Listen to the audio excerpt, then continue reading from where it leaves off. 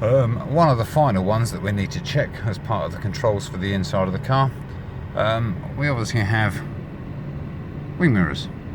The ones on this particular car are electronic, and to operate them, on the door itself we have this little dial, and it's like a little joystick, and again we got an arrow to the right, arrow to the left, and then a little dot in the center.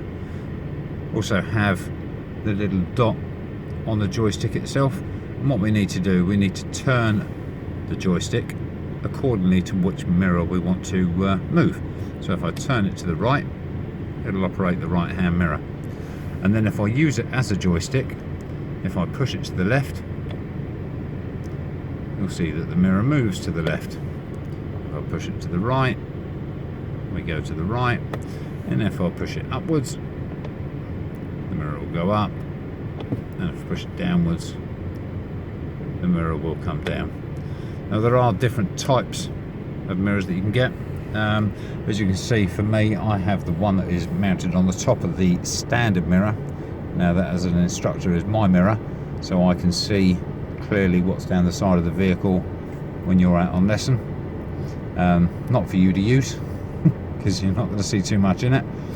And then you've got this little round one on the outside. Now this is what we call a blind spot mirror, and it does help to see things that are in your blind spot. Don't always rely on it though, because by all accounts you still could miss certain things.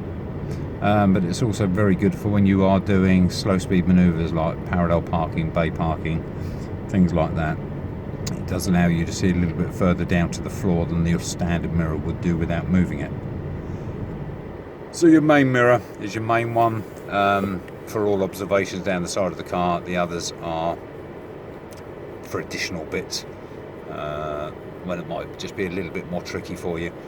These are convex mirrors, and you need to be aware that obviously things may appear further away than they actually are by using these mirrors, but they make them convex so that you can actually see a wider spectrum to the side of the car.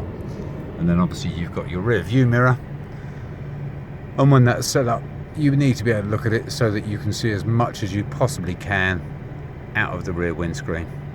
There is a little tab on the bottom of it, and what you do, if you push that, it tips the mirror just slightly, but it still will allow you to see out the rear window of a night time.